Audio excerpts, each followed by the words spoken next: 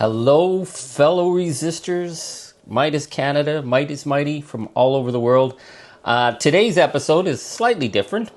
This is the touch grass episode. I know we've been hitting you with a whole bunch of heavy topics lately, and I know that your social media feed is full of very heavy topics, and sometimes you just feel like, what the heck can I do? Well, why don't you go on the road with us? You know, one of the big things that we believe in Meidas Canada is exploring this great country and meeting the people. I love the people. So we're going to do a slightly different thing today, but you're going to see more of this in the work we're doing.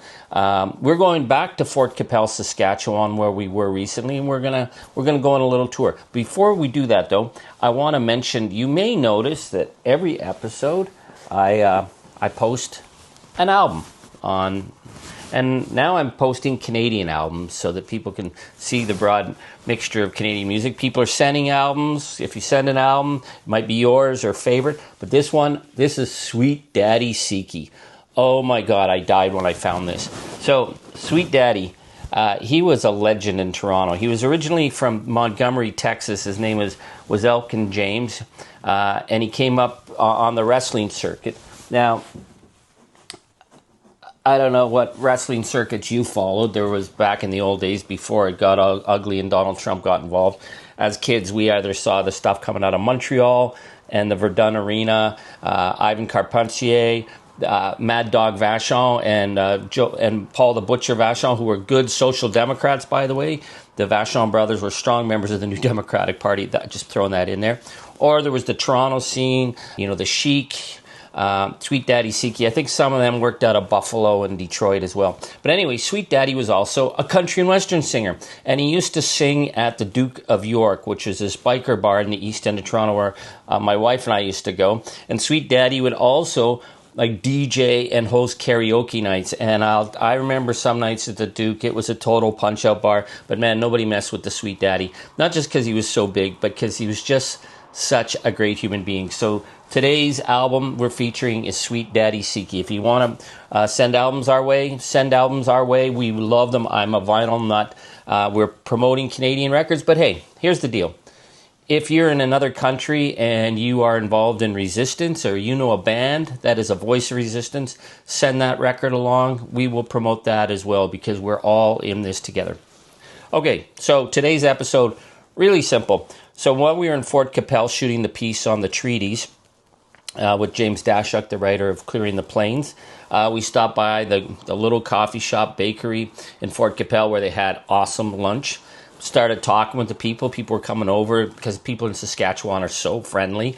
And they are also big Meidas Touch supporters. And Darlene came over to us and she said, hey, do you want to really know the history of this place? I want you to come and see the museum. So we went to the Fort Qu'appelle Museum, and you're going to go there with us too. It's a great little place. And this is, again, what I love about Canada. It's what I love about our communities. What we have to celebrate is that we have volunteers, people who care passionately about their communities. We feel so isolated and alone most of the time. We can't. We got to, if you don't know what else to do, just get in the car with us. Meidas Canada goes on the road. We go to hold the rallies. We go to meet the people. And then, you know what? We're going to go hit some of the great local establishments as well, like the Fort Qu'appelle Museum. And we're going to take you on a slight tour of the beautiful Hudson Bay Factor's house that they are trying to raise money for. And we're going to do a pitch. Come on, folks, help out the Fort Qu'appelle Museum because this is a beautiful location. This is a beautiful community, and they are part of our much broader family, the human family, the decent family, the great Canadian family, the great global family. So we're going back to Fort Qu'appelle, and you're invited to come along, and we're going to have a bit of a tour. We're going to have some fun, and we're going to change up the channel for today, and then we're going to get back into the heavy politics. My friends, Meidas resistors, here we are in the incredible Qu'appelle Valley in Saskatchewan. One of the things that's really exciting about Meidas Canada is we decided that part of the resistance is celebrating place and celebrating the people of this incredible land. The one thing I've discovered about Canada, and I felt this from the very first time I went on the road with a punk band when I was 17, was that everywhere I went in this country, I felt like I was coming home, even if I'd never been there before. And driving into Fort Qu'appelle today, we sat down at the bakery. People started coming over and talking with us.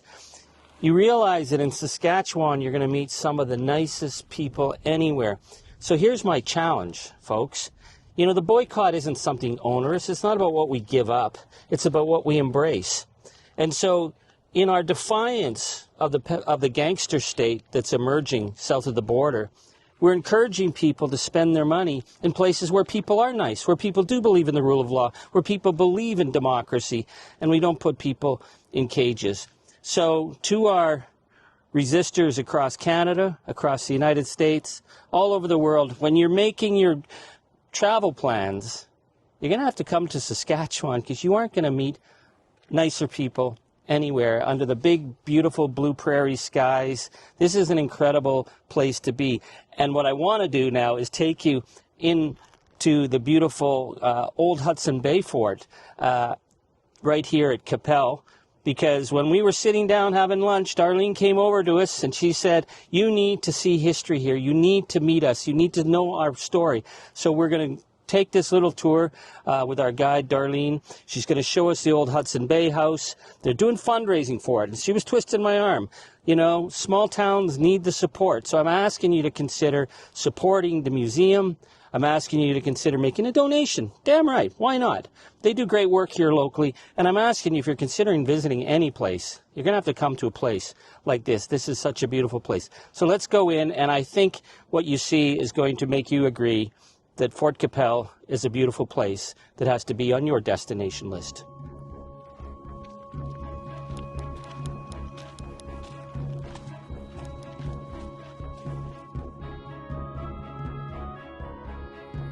Twisted my arm. Come on now.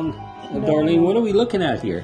So this is the agreement between First Nations that gathered here and the representatives of the Crown for Treaty 4 for this area that's covered by Treaty 4, and it includes the signatures of those who were the signatories.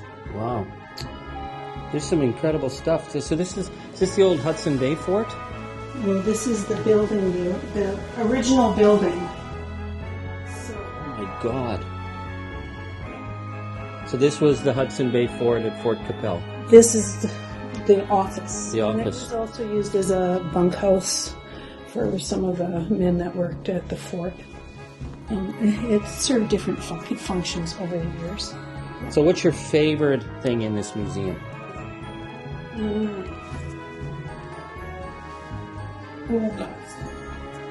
Like, I like this because it's just a little diorama of what the fort would have been, and these gates would be facing the river. Okay. Because that was the main artery for transport. Oh, what's that there? What's that there? Show me that. I need to see this. Sitting Bull's Winchester. It's a replica. It's a replica. Okay. It looked in pretty good condition. A little too good condition. And darn. Really? I was really hoping. And the artwork here is beautiful. Well, these rugs are original designs, and they found their way into private collections and museums internationally. And the designs are copyrighted, and they were made by Florence Ryder, who is a resident or was a resident of Standing Buffalo First Nation. Okay. And flower beadwork, usually flower beadwork is attributed to Métis beaders. The geometrics are attributed to different First Nations. But it's all Indigenous. Wow.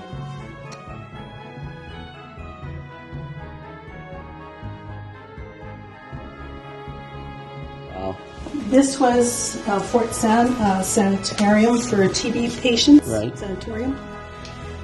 And it was huge. TB hospital. Yeah. Ah, Stiff's Funeral Homes, Mr. Stiffy. Yeah. My dad called him Stiffy. Yeah. That was his moniker. That's got to be the best name for a funeral home I know, right? I've ever heard. The Stiff's Funeral Home. We also had one of the first female farmers, Georgina Benny Clark, came here by herself, and she was determined that she wanted to farm. We're barred from getting free land because they were women. She just managed. That's an incredible story. So she started her own farm. Yeah. It cost her 5 times what it would have cost a man. Wow. Because she was a woman. Wow. Yeah. And this is sort of our community.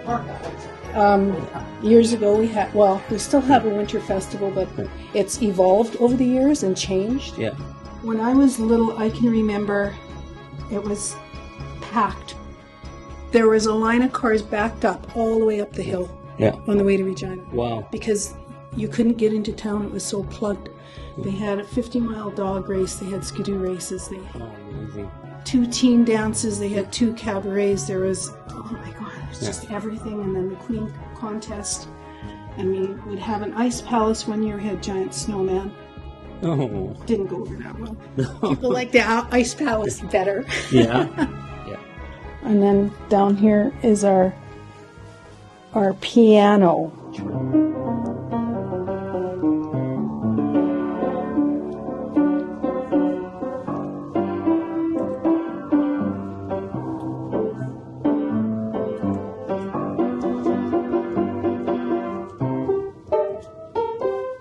Yeah, I love the tuning. The Valley of Qu'appelle.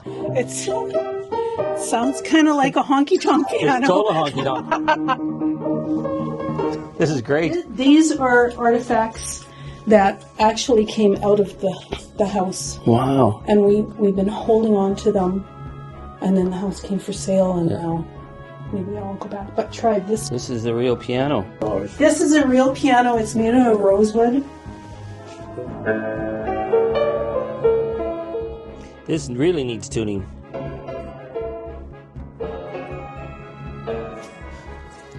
Could use a little tuning, but it has a nice ring to it. Yeah. And it's a beautiful piano. This is super old. Yeah, it's gorgeous. Yeah. I'm hoping that it will be replaced in the old house.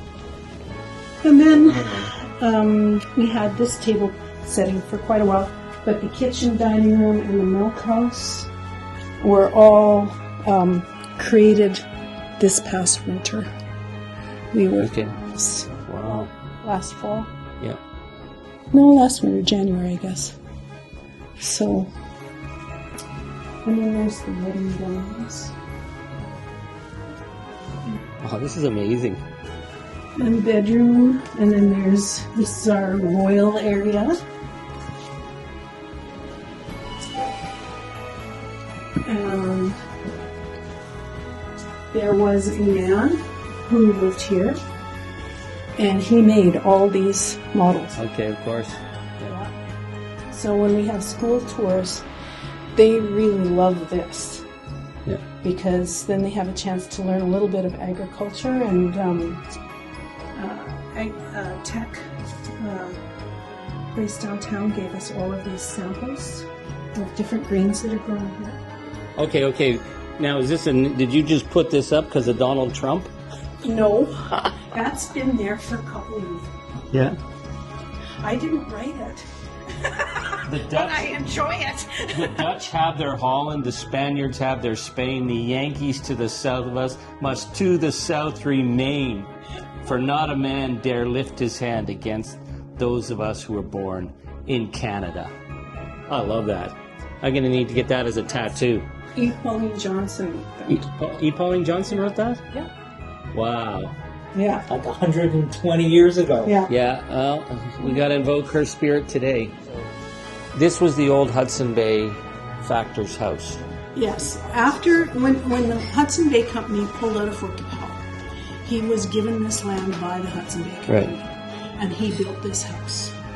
So you now have purchased it, and you want to add to the museum, but you need to fundraise. We need to fundraise because it's sitting on 3 acres, and the property needs to be rehabbed because it's quite overgrown. There were at one time just glorious flower beds, a huge garden. Like it was. So you're looking at what, 150,000? Well, we have the town floated us a loan for the purchase of the house because we had about half of what we needed. So we have to pay that loan back over the course of 10 years. And we figured $150,000 to rehab the grounds and get the house up to exactly what it should be. Yeah, right. Because here and there's areas that. So do you have have you set up a fund for people can contribute to? Yes, we have. And you're going to get me that information? I will. Thank you. Thank you. I will. This is an awesome building. Oh my God.